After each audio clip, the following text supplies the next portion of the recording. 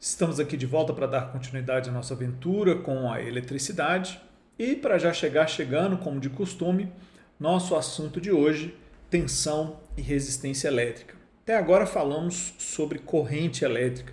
A gente veio e falou de maneira qualitativa e tudo que eu coloquei em termos de fórmula foi colocar que a corrente é carga por segundo, né? E aí vira exercício, né, aí de contar elétrons, contar quantos coulombs, dividir pelos segundos e achar a corrente elétrica. E não é assim que esses problemas vão aparecer para a gente daqui para frente. Eles têm outro tipo de abordagem. Que abordagem é essa? Ora, para a gente prosseguir, eu vou precisar de dois conceitos novos. O primeiro deles nós já falamos, a tensão elétrica. A palavra tensão vai aparecer como sendo o sinônimo daquilo que nós vimos quando tínhamos duas esferas com a mesma carga, mas com raios distintos. Lembra que eu falei que a energia armazenada na esfera era diferente e a gente media em volts? Então, tensão é uma coisa medida em volt. Nós vamos usar a letra U para representar tensão. Pode achar ruim. É a letra U que eles usam. Não usa I para corrente? Usa I para corrente e U para tensão. O que tem a ver? Nada. Beleza? Tá, tem. É porque V é de voltagem e o U parece com V. E é a diferença de duas voltagens, eles usaram a letra U. É isso. Beleza? É uma justificativa muito ruim, mas mesmo pegando livros muito antigos, dá para ver a sequência dessa lógica aí. Né? Você pegar uns livros de física aí dos anos 70, dos anos 80, que foram os livros que eu usei para estudar quando eu estava lá no ensino médio, no cursinho, que nem chamava ensino médio, chamava segundo grau, a gente via esse tipo de coisa. Beleza? Então, a tensão é o mesmo que diferença de potencial. O que significa isso? Dispositivos que permitem que dois pontos do espaço sejam submetidos a dois potenciais distintos. Como é possível fazer isso? Ora, um sujeito chamado Alessandro Volta descobriu que quando você pega dois metais, por exemplo, ouro e prata, alguma coisa assim, e você coloca uma substância, um eletrólito entre eles, ou seja, um líquido bom condutor de eletricidade, devido à natureza desses metais, ocorre aí uma diferença energética que, se você fizer um caminho, a corrente elétrica vai fluir. Né? Então, parabéns, acabamos de inventar a pilha. Então, você vai ter diferença de potencial em alguns dispositivos específicos. Os livros vão usar a sigla que eu detesto, mas que vai aparecer e é interessante você saber que tem esse nome, né? Que é DDP. Né? Um nome mais vulgar significa que ele não é usado aí de maneira muito técnica, né? Embora você tenha no meio técnico esse termo. Você vai ver o termo voltagem. Voltagem, beleza? Por que eu não gosto muito do termo voltagem? Porque não faz muito sentido, né, cientificamente falando, mas ele é muito ilustrativo, ele é muito rico. Voltagem, medir os volts, né? Então, tensão. Tensão é o mesmo que voltagem. Então, tensão é, quando você vai medir uma tensão, você vai medir quantos volts tem ali. Né? Então, voltagem é um nome que eu fico meio com o pé atrás, mas a gente tem vários. Por exemplo, a metragem. Metragem, quantos metros? Né? É isso. A gente não usa outro. Você não tem segundagem para medir os segundos. Você não tem wattagem para medir quantos watts. Né? Mas você tem, por exemplo, amperagem para medir os amperes. Então, também não vou resmungar muito com esse negócio de voltagem, não. Mas o fato é que você vai ter tensão e os dispositivos capazes de promover o aparecimento de tensão vão ser chamados de fontes de tensão. O que são essas fontes de tensão? Pilha é uma fonte de tensão. Baterias, né? Bateria é uma fonte de tensão. A tomada é uma fonte de tensão. Nós temos que a hidrelétrica, né? O gerador lá da hidrelétrica é uma fonte de tensão. O que mais nós temos como fonte de tensão? Né? O dínamo, hoje em dia não usa muito, é muito antigo esse negócio, mas ainda tem gente que faz. Né? É um negocinho, tipo uma rodinha que você bota na bicicleta e conforme você vai pedalando, ele carrega uma bateria ou ele dá energia para alguma coisa. Né? Antigamente, quando as lâmpadas conduziam, gastavam muita energia e as baterias eram muito grandes, muito pesadas, porque eram feitas de chumbo e tudo mais, você não tinha como ter um farol na sua bicicleta. Então, uma maneira de você ter um farol na bicicleta era comprar um dínamo, né, que é um aparelhinho que você bota lá na roda, quando a roda vai girando, ele gera energia e o farol acende, beleza? Hoje você com uma bateriazinha do tamanho de uma moeda consegue horas, né, de iluminação aí. Né? Aí existia esse termo dínamo, né? Porque é uma coisa dinâmica que produz aí eletricidade. Então, pilha, bateria, tomada, gerador, dínamo, né? Lá na hidrelétrica, tudo isso são fontes de tensão. Vou te mostrar o desenho que nós vamos usar para representar fontes de tensão. O primeiro dos símbolos que a gente vai usar é esse daí, ó. Basicamente é um símbolo que representa uma barra pequena e uma barra grande. A barra pequena é o polo negativo da sua fonte de tensão e a barra grande é o polo positivo da sua fonte de tensão. Ora, é o que a gente já tinha mesmo, né? Lembra que a gente falou que quando a gente tinha dois potenciais diferentes, a gente tem uma diferença de potencial? Então aqui é isso que acontece, ó. A gente tem a barra grande representando o potencial maior e a barra pequena representando o potencial menor. Beleza? Tem várias formas de você desenhar isso. Você pode desenhar assim também, ó, com as pernonas mais compridas, ó, e não botar o desenho do mais. Beleza? Então, tanto faz quando você vai botar, até se você vai botar assim deitado, em pé, inclinado, né, esse desenho pode ter as mais variadas posições. O fato é, barra grande, polo positivo, barra pequena, polo negativo. Beleza?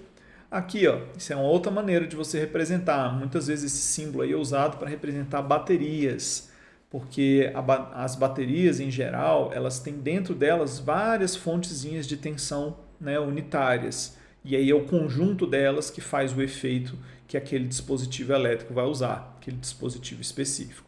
Beleza? Você pode ver também assim, ó, menos comum, mas também aparece. Né? Um círculo marcando o sinal de mais, sinal de menos. Né? Menos comum aqui no ensino médio, na escola, beleza? Isso aqui é muito comum, isso aqui não tem problema nenhum. Né? Tem livro que você pegar aí no nível superior, vai ser desse jeito aí que ele vai aparecer.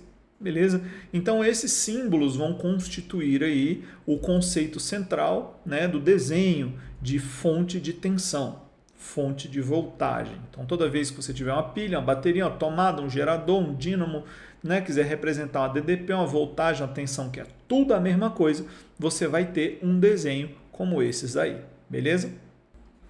A gente tem aqui a lista de uma série de valores de tensão que eu acredito que vale a pena a gente explorar para saber o significado, principalmente para a gente saber o que esperar dos números quando a gente for fazer conta.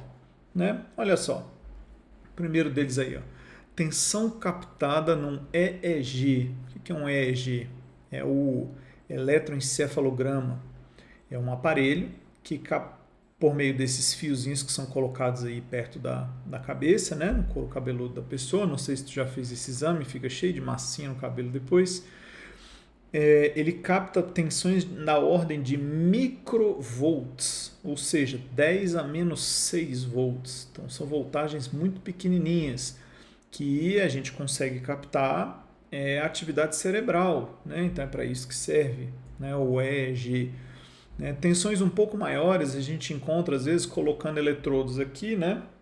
Nessa parte aqui do peito, às vezes no braço, aqui do lado também, para poder ter uma referência, que é o eletrocardiograma, o ECG. Então ele capta tensões, ó, já bem maiores. Ó. Microvolt é 10 a menos 6. Milivolts, 10 a menos 3, ou seja, 1000 vezes maiores. Né? Significa que a contração do coração, que faz aí o sangue circular, ela ocorre com tensões muito mais altas do que a tensão que a gente encontra, né? Pelo menos a tensão encontrada ali no couro cabeludo, na hora de fazer o exame comparado com o cérebro, beleza? Quando eu falo aí sobre esse ECG, é justamente isso, a gente pega e faz medidas de tensão e consegue um comportamento aí, né, que pode diagnosticar condições e até algumas doenças. Quando eu falo em pilha comum, eu estou falando dessa pilha aí, ó, pilha que vai no controle remoto, vai no brinquedo, tem mais fininha, mais gordinha, né, mas elas em geral são muito parecidas. A voltagem, né, a tensão dessas pilhas é de 1,5 volt. Né, e se você pegar a pilha e olhar para a cara dela, você vai ver que é isso, né, que está escrito lá nela. Outro tipo de bateria comum, que é pilha também, é essa que a gente usa às vezes num outro tipo de controle remoto, controle de portão, às vezes controle de alarme de carro também vai isso aí. Né? Alguns brinquedos também menores, né, usam pilhas desse tipo, ela parece muito com moeda. E essa pilha aí está escrito aí, ó, 3 volts, significa que ela fornece a voltagem de 3 volts. Né? Essa face que você está vendo aí é o polo positivo e do outro lado é o polo negativo. Aqui na pilha, o polo positivo é esse carocinho aqui e o negativo é o outro, né? A parte mais de baixo aqui da pilha. Beleza? Outro exemplo de pilha que a gente tem também, ó, já fornece tensões um pouco maiores. Carregador de celular. Carregador de celular pode fornecer 5 volts, 9 volts ou até 12 volts, dependendo da modalidade de carregamento. Carregamento comum, 5 volts. 9 e 12 volts, carregamento rápido, carregamento turbo. E aí vai depender também notebook, vai depender do tipo de dispositivo que você tem. Esses dispositivos são bem espertos, eles conseguem saber na hora que você pluga qual é o dispositivo que você tem ali. Beleza? Outro tipo de bateria que a gente tem também, ó, já com tensões maiores, ó, em torno de 9 volts. Né? Aqui você tem o polo positivo como sendo esse polo mais lisinho aqui, e o outro, né, que encaixa o pino dentro dele, é o polo negativo. Então essas baterias quadradinhas assim, né, elas têm um tamanho mais ou menos assim, são baterias aí às vezes usadas em instrumento musical, controle remoto também de alguns brinquedos, né, são baterias de 9 volts. Para dar partida no carro, carro comum, carro a combustão, você tem uma bateria como essa. Moto tem isso também, caminhão também tem. Né? As de carro, em geral, elas são 12 volts. Então essa bateria ela é bem grandona, pesadona, pesa vários quilos. Né? E ela tem esse tamanho assim, bem robusto, porque ela tem que fornecer muita carga para o motor de partida do carro, mesmo ela tendo apenas 12 volts, que é a mesma tensão que é fornecida por um carregador de celular turbo. É interessante comentar que essa bateria de 12 volts aí, ela não pode ser substituída por um carregador turbo de celular, veja bem, porque o carregador turbo ele é incapaz de fornecer a energia necessária para fazer o motor de partida girar. Embora tenha a mesma voltagem, a mesma tensão. Então 12 volts é a diferença de potencial entre o polo positivo e o polo negativo. É isso. Se essa bateria vai conseguir empurrar, né, o circuito para ele funcionar, aí são assuntos que a gente vai conseguir, né, detalhar e melhorar aí nas próximas aulas. Beleza? Mas veja bem, é o mesmo 12 volts que tem lá no carregador, é o carregador, é o 12 volts que tem na bateria do carro. É legal que você pode pegar as suas mãos livres, sem nenhuma luva, sem nada, e pegar nos polos dessa bateria de 12 volts, do mesmo jeito que é seguro você botar a sua mão, né, no carregador de celular. Né? É seguro você pegar no plug, porque 12 volts não é tensão suficiente para fazer a corrente elétrica circular pela sua pele. Né? No entanto, se você tiver com a pele molhada, principalmente molhado, a nossa pele tem suor, acaba sempre sobrando algum eletrólito ali, mas molhado pode ser que você sinta um choquinho sim, né? 12 volts. Nunca faça isso porque é uma coisa burra de fazer, desculpe a palavra, mas é essa. Mas se você botar essas baterias aí na língua, você sente um choquinho também, beleza? Eu usei essa palavra burra, é uma palavra forte, né? Mas eu já fiz isso, então eu posso usar contra mim mesmo, porque é burrice você lamber bateria, não se lambe bateria, beleza? Então é isso. Se você já fez isso um dia, fique triste. Então, bateria de carro, ela fornece aí 12 volts. Se for brincar disso, tu perde a língua, viu? Então, daqui para baixo, a vida da pessoa já começa a ficar em risco. Então, Não é que não faça isso em casa, é não faça isso, beleza? Não faça isso, vai doer muito. Então, bateria de carro tem isso aí. Hoje tem um contexto aí mais profundo, né, da bateria do carro que é movido a bateria, né? A bateria é usada para movimentar os motores que vão mover a roda do carro. E não como essa daqui no carro a combustão, que essa bateria é usada só no motor de partida, o motor que vai fazer o motor a combustão entrar em ação. Beleza? Essas aqui, cara, tem de muitas voltagens diferentes, aí valores bem maiores e tal, e depende do modelo do carro, da estratégia e tudo mais, mas é uma bateria bem grandona, ela costuma ocupar aí todo o assoalho do carro, né? Os carros híbridos têm bateria desse tipo aqui também, elas são um pouco menores, normalmente ficam ali debaixo do banco do passageiro, né? Do banco de trás, normalmente, não são tão grandes, mas os carros genuinamente elétricos têm aí todo o assoalho ocupado aí pela bateria, né? Tanto que quando você entra nele, você vê que o chãozinho dele é um pouco mais alto do que nos demais veículos, né? Temos também aqui tomada, né? Pode ser 110, 220 volts, dependendo do estado que você se encontra, né? De onde você mora, né? Se você morar numa cidade muito doida aí, com certeza tem algumas ainda no Brasil, tem as duas voltagens, 110 e 220 volts na mesma cidade, né? Dependendo do bairro que você mora, ou se você mora numa localidade especial, alguma coisa assim, né? A cidade de São José dos Campos, em São Paulo, experimenta isso, né? Tem região que é 110, tem outros lugares, a maioria, né, mais novos ali, 220, mas em geral as cidades mais novas vêm todas em 220 volts, beleza? O motivo disso principal é a economia, né? É mais barato, né? A instalação elétrica, os fios, toda a infraestrutura que você faz para poder fazer a cidade funcionar, ela em 220 volts é mais barato, pode chegar até 30%, 40% mais barato aí, dependendo do tipo de conta que a gente estiver fazendo. Beleza? E esse formato aqui de 3 buraquinhos, ele é o formato que nós temos no Brasil oficialmente desde o ano de 2009.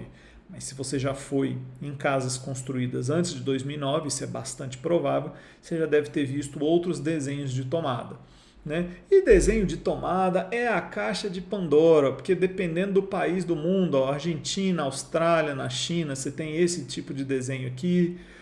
Aqui você tem nesses outros países, aqui do tipo K, você tem aqui ó, também no Chile, na Itália, ó, essa centralzinha aqui, essa daqui que a gente chama de tipo N, tipo M, que é outra aqui, né, com 3, tem umas que tem 2 também, né? A gente vai falar mais para frente que o terceiro pino, que é esse pino central aí, ele tem o propósito de proteger o usuário, né? Mas aqui na nossa tomadinha, ó, um polo é o positivo, o outro é negativo. Seria esse comportamento aqui, como se fosse isso. Na corrente alternada a coisa é um pouquinho diferente, mas a gente pode tratar dessa forma para a nossa primeira abordagem sem grandes problemas.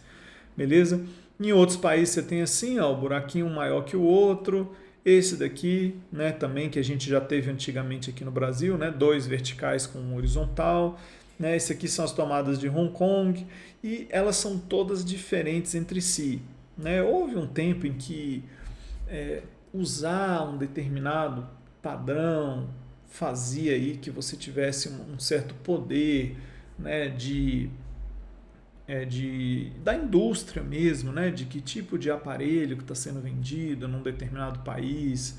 Né? Então, ter um tipo de tomada, ó, por exemplo, se você comprar aí, né, um aparelho que vem com a tomada desse jeito aqui, ó, você não vai ter onde encaixar ele na sua casa, vai ser ruim, né? Então, às vezes, as indústrias podem usar isso como um bloqueio, né? Até tarifário, para garantir que a pessoa não vai lá na Jordânia, que ela viu um determinado aparelho que lá é super barato, ela vai, compra lá e traz para o Brasil e revende aqui, e ganha dinheiro com isso. Né? Então, para dar uma limitada nisso é que tem essa grande variedade.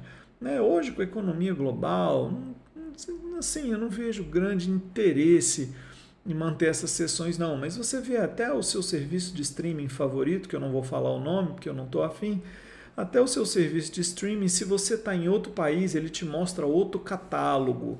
Né? Então, embora isso seja bem prejudicial para as pessoas que estão usando ali, é uma maneira que a indústria tem de garantir o lucro, né? Aumentar o lucro, né? Maximizar o lucro.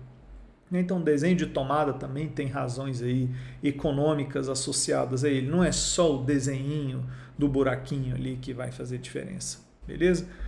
Aí, continuando aqui, a gente tem as usinas geradoras de eletricidade, né, que podem, né, gerar para você produzir aí até a faixa aí de 25 mil volts, né, na faixa de 6 mil até 25 mil volts. Também funciona com hidrelétrica, eólica, nuclear. Né? Não é porque a usina nuclear tem um negócio super forte lá dentro que ela vai fornecer mais volts. Né? Basicamente o que eles são turbinas a vapor funcionando aí. Né? Se você tiver alguma subestação, transmissora, você vai elevar a tensão, podendo chegar aí até 138 mil volts. Né? Quando você olha nas cidades, ó, o poste onde está o fio pendurado, né? Tipo isso aqui, ó, né? O poste onde o fio está pendurado, dependendo do modelo do poste, você tem mais voltagem ou menos voltagem. Né? Então, por exemplo, esse poste aqui que você está vendo, ó, é o mais comum nas cidades. Né? Os fios ficam um pouco mais próximos, aí eles têm tensões mais baixas, porque é mais seguro manter eles assim. Né? Você pode ver que ele tem só um toquinho aqui para você apoiar o fio em cima, porque é muito importante que a eletricidade do fio não passe para o poste. Embora uma parte acaba sendo, né, tendo uma perda aí para o poste também. As muito grandes que você vê ligando aí uma cidade a outra, ó, esse monte de anelzinho que tem aqui, isolantes, né, eles são muitas vezes de cerâmica ou de algum material, eles são para não deixar que a eletricidade saia do fio e passe para o poste. Né? Então você tem o fio aqui, né, ele vem vindo aqui, aí você tem esse isolante para não deixar que a voltagem do fio, que é super alta, faça a corrente elétrica passar através do poste. Aí você bota esse isolante aqui, ó, e pega um outro fio e liga no outro lado para poder dar continuidade aí para a eletricidade ir passando. Né? E cada emenda dessa é uma perdazinha que você tem ali. Então, dependendo de como for aí, você pode chegar aí até 700 mil volts, né, na transmissão de eletricidade. Beleza? Um muito comum que tem nas casas das pessoas aí, tem uma voltagem super alta, né? Isso aqui inclusive mostra uma coisa que você nunca vai fazer na sua vida, que é botar a mão aí, porque você morre, beleza? E vai doer muito, que é o acendedor do cigarro também não, né? É o acendedor do fogão, que você aperta, porque no carro tem um parecido que fica super quente, que a gente chamava antigamente de acendedor de cigarro, foi aí que eu tirei o nome. Então, o acendedor aqui do fogão, na hora que você aperta, ele faz bzz, joga aquele raiozinho, né? Aquele raiozinho lá é uma voltagem super alta, na faixa aí pode chegar a 30 mil volts para você gerar aquele raiozinho. E aí, cara, aí chega no limite aí das nossas descargas atmosféricas, que pode chegar até 1 bilhão de volts. Né? 1 bilhão de volts seriam as voltagens aí envolvidas para você conseguir fazer um arco voltaico desse aqui, né, entre a nuvem e o solo. Né? Aí, a nuvem pode estar aí até alguns quilômetros de altura, aí, dependendo da nuvem. Né? Centenas de metros até alguns quilômetros aí de altura você pode ter. Beleza? Esses são os valores numéricos que vão aparecer. Né? Culturalmente é interessante você saber mais ou menos esses valores, porque imagina, tu está aqui resolvendo um problema que mostra uma pilha e uma lâmpada. Aí você vai calcular a voltagem da pilha por alguma coisa, aí você vai lá e calcula e acha 0,008 volt. Apaga e faz de novo, tá errado. Aí você tem uma pilha e uma lâmpada, aí você achou lá 6.000 volts. Apaga e faz de novo, tá errado. Por quê? Pilha é esperado que você tenha aqui, ó, 1 volt, 3 volts, 12 volts. É isso que é esperado para pilha. Né? Você achou 28.000 volts, tá errado, faz de novo. Né? Aí aqui também cabe uma crítica a muitos vestibulares, que eles têm uma revisão muito porquinha, que acaba deixando passar valores, né, ilusórios, valores assim que jamais vão acontecer. Né? A gente tem um caso bem comum aí, recente eu falo nos últimos 10 anos, né, de um vestibular da Universidade de Brasília, que eles colocaram aí uma pilha que era usada, um gerador para uma lâmpada. Aí tu fazia os cálculos lá, descobria que a lâmpada consome 20% da energia do gerador e 80% é jogado fora, na resistência interna do gerador. Loucura, né? Mal feito, mal feito. Mas nós, candidatos, também vamos deparar com questões mal feitas e a nossa pressão precisa manter 12 por 8 aí para você ter o equilíbrio emocional de terminar a sua prova sem se abalar com isso, né? Então, saber esses valores numéricos aqui, saber essas faixas, não é só cultura, não é curiosidade, é você ter noção do tamanho do número que você está achando. Se tu tem um probleminha envolvendo uma pilha com uma lâmpada e você achou, né, atenção, 28 mil volts e não fez nada, é tipo assim, calcule a massa de água contida na garrafa d'água. Aí você vai lá e faz, e acha 28 toneladas e fica de boa. Não pode, não pode. Questões numéricas você tem que ter noção que um erro aleatório pode levar você a um resultado numérico absurdo, facilmente identificável. Beleza?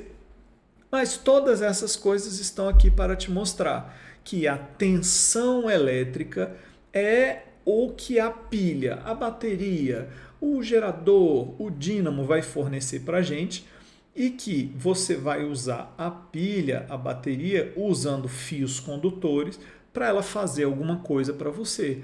Por exemplo, acender uma lâmpada. No momento em que a pilha é usada para acender uma lâmpada, a gente diz que a corrente elétrica está saindo aqui pelo polo positivo, está passando por aqui, está dando a volta aqui dentro da lâmpada, vem aqui embaixo e retorna para o lado de cá. Isso é o que nós chamamos de circuito elétrico. Uma observação interessante é que essa setinha mostrando o sentido da corrente elétrica é apenas uma convenção, porque as cargas elétricas negativas, que são os elétrons, que efetivamente estão circulando, estão indo no sentido contrário. Então os elétrons saem do polo negativo da pilha, vão dando a volta por aqui e entram pelo polo positivo da pilha. É isso que acontece na vida real, isso é a corrente elétrica real. Porém, para a gente não ficar lidando com o fato de a carga elétrica real ser uma carga negativa e ter que ficar tendo trabalho adicional para interpretar esse sinal de menos do elétron, então convencionou-se, por isso corrente convencional, convencionou-se que a corrente elétrica sai do polo positivo, circula pelo circuito elétrico e entra pelo polo negativo. O nome circuito é porque é isso mesmo, é um circuito fechado, é um caminho fechado que você tem. Quando a gente fala corrente, é como se fosse a corrente da bicicleta mesmo. Essa corrente aqui, ó, é disso que eu estou falando. Ó. A corrente elétrica, quando eu falo corrente, é a corrente da bicicleta. Que na hora que a fonte pedala, né, a fonte vai lá e fornece energia, todos os elos dessa corrente precisam estar conectados e eles juntos, solidariamente, vão promovendo a movimentação ali. Os elétrons que estão aqui circulando, representados aí por meio da corrente elétrica, eles juntos vão circulando no circuito, todos de uma vez. Né? Então os elétrons não estão sendo fornecidos pela pilha e a lâmpada está comendo eles, eles vão ser eliminados. Não é isso que acontece. Você tem a corrente como se fosse um monte de gente, todos de mão dada e todos juntos vão andando. Se um soltar a mão, acabou o circuito, a lâmpada apaga. Né? É o que acontece quando você interrompe o circuito. Interrompe usando aquela chave de liga e desliga com um nome muito intuitivo que é interruptor. Interruptor porque ele interrompe. Beleza? Então a corrente elétrica circula pelo circuito fazendo um caminho fechado que vai promover o fluxo de cargas. Foi assim que a gente começou a nossa conversa.